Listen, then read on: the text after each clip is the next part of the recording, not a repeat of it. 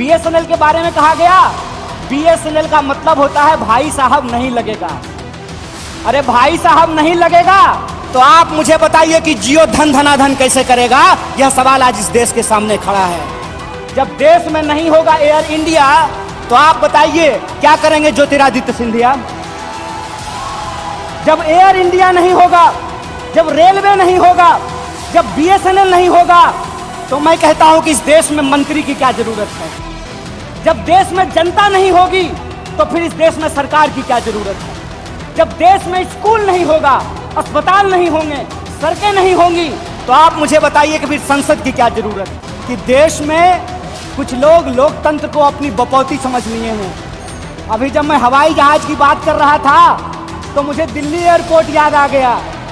Delhi airport पे भारी जो है सिक्योरिटी फोर्स आई थी हमारे एक नेता को गिरफ्तार करने के लिए। तो मैं दिल्ली में बैठे हुए हुक्मरानों को इस महाधिवेशन के माध्यम से कहना चाहता हूं, आपको मालूम नहीं है भारतीय राष्ट्रीय कांग्रेस का इतिहास।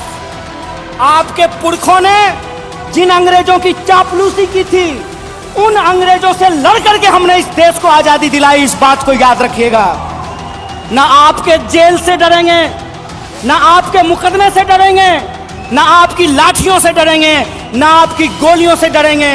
भारतीय राष्ट्रीय कांग्रेस इस देश की पार्टी है और इस देश के हकूक के लिए लड़ती रहेगी। इस बात को याद रखिएगा।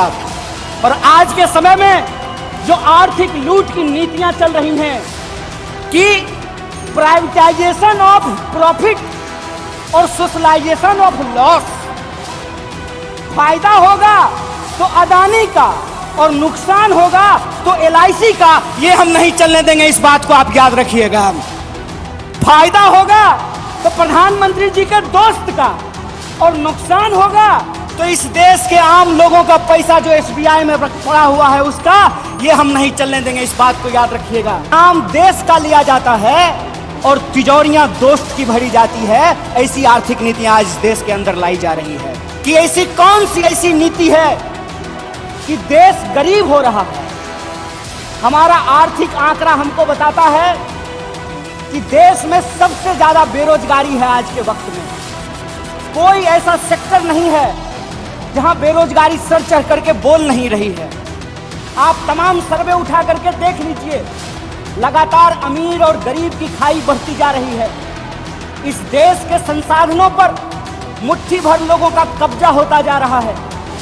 वैसी परिस्थिति में जो देश की संकल्पना है, जिसको महात्मा गांधी ने देखा है, जिसको मौलाना अबुल कलाम आजाद ने देखा है, जिसको सुभाष चंद्र बोस ने देखा है, जिसको श्रीमती इंदिरा गांधी ने देखा, जिसको स्वर्गीय राजीव गांधी ने देखा, जिसको इस देश की संविधान ने इस रूप में वर्णित किया है कि देश देश के लोगों से बनता है। जब देश देश के लोगों से बनता है तो आप मुझे बताइए कि देश कैसे गरीब हो रहा है और देश के दो चार पूंजीपति कैसे अमीर हो रहे हैं। यह कौन सी ऐसी जादू की छड़ी है जो मौजूदा सरकार चला रही है?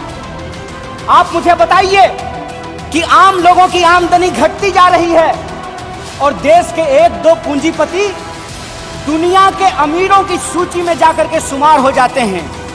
लेकिन हम ऐसा देश नहीं चाहते हैं जहां आम लोगों के पास रोटी नहीं हो और प्रधानमंत्री के पास चलने के लिए 8,500 करोड़ का विमान हो।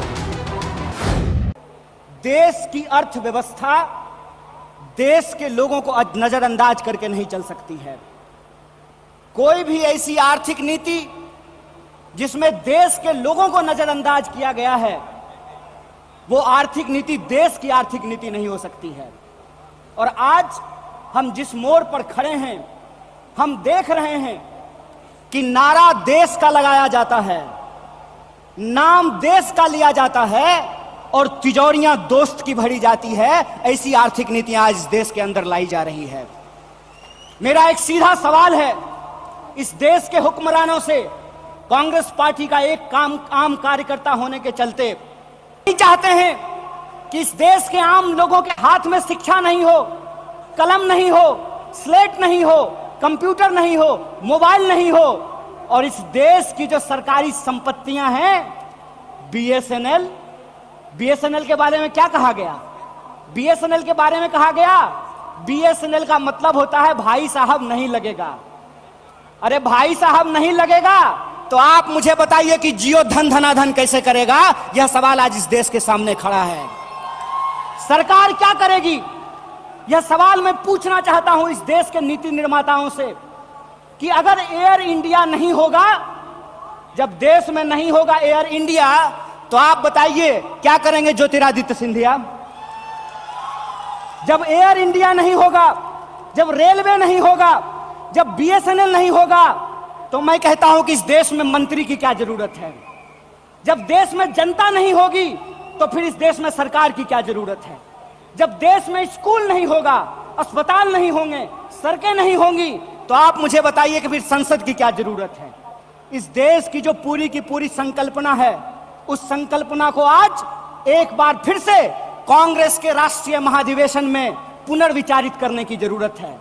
देश का मतलब होता है देश में रहने वाले लोग। डीडी नेशनल पर एक कार्यक्रम आया करता था, नेहरू जी की किताब है discovery of India. Discovery of India के एपिसोड में नेहरू जी आम लोगों से पूछते हैं कि बताइए कौन है भारत माता? किसको भारत माता कहते हैं? भारत माता इस देश में रहने वाले लोग हैं। जब हम भारत माता की जय बोलते हैं तो भारत माता की जय बोलने का मतलब है इस देश के 140 करोड़ लोगों की जय। और 140 करोड़ लोगों की जय का मतलब है कि 140 करोड़ लोगों के हाथ में पढ़ाई हो, 140 करोड़ लोगों के हाथ में काम हो, 140 करोड़ लोगों के लिए रोजगार की व्यवस्था हो, 140 करोड़ लोगों के लिए इलाज की व्यवस्था हो, 140 करोड़ लोगों के लिए चलने के लिए सड़कें हो, गाड़ियां हो, रेलवे हो, हवाई जहाज हो।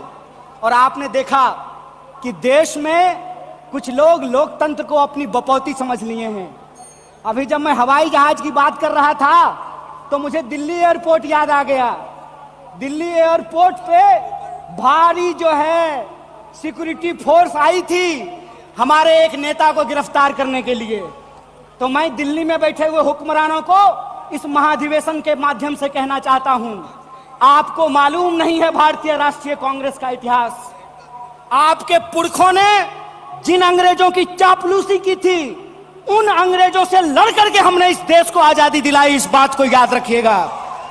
ना आपके जेल से डरेंगे, ना आपके मुकदमे से डरेंगे, ना आपकी लाठियों से डरेंगे, ना आपकी गोलियों से डरेंगे। भारतीय राष्ट्रीय कांग्रेस इस देश की पार्टी है और इस देश के हकूक के लिए लड़ती रहेगी। इस बात को याद रखिएगा। और आज के समय में जो आर्थिक लूट की नीतियां चल रही हैं कि प्राइवेटाइजेशन ऑफ प्रॉफिट और सोशलाइजेशन ऑफ लॉस, फायदा होगा तो अदानी का और नुकसान होगा तो एलआईसी का, ये हम नहीं चलने देंगे। इस बात को आप याद रखिएगा। फायदा होगा तो प्रधानमंत्री जी के दोस्त का और नुकसान होगा तो इस देश के आम लोगों का पैसा जो एसबीआई में पड़ा हुआ है उसका, ये हम नहीं चलने देंगे। इस बात को याद रखिएगा। इसीलिए हमारा पॉलिटिकल और इकोनॉमिक रेजोल्यूशन ये है कि भारतीय राष्ट्रीय कांग्रेस इंडियन कॉन्स्टिट्यूशन का सेफ गार्ड है। हम इंडियन कॉन्स्टिट्यूशन के पहरेदार हैं। हम इंडियन कॉन्स्टिट्यूशन के असली चौकीदार हैं। इस बात को याद रखिएगा। और इंडियन कॉन्स्टिट्यूशन इस बात को रिजॉल्व करता है, we the people of India.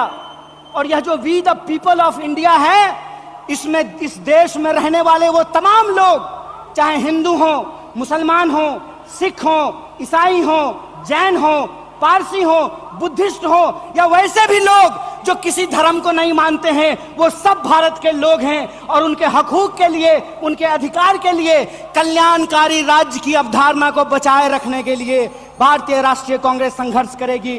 और यही जो पॉलिटिकल रेजोल्यूशन है कि हम देश के लोगों के बुनियादी सवालों के लिए, रोजी रोटी, कपड़ा, मकान, शिक्षा, स्वास्थ्य, सड़क, बिजली, पानी और इस देश के संविधान के लिए संघर्ष करते रहेंगे। इसी आशा और उम्मीद के साथ आप तमाम सम्मानित मंच और आप तमाम प्रतिनिधियों का एक बार पुनः स्वागत करते अपनी बात को खत्म करूंगा। शुक्रिया। इनकलाब जिंदाबाद। जय हिंद, जय भारत, जय कांग्रेस। इस खबर को अभी लाइक करें, शेयर करें अभी चैनल को सब्सक्राइब करें और घंटी जरूर दबाएं।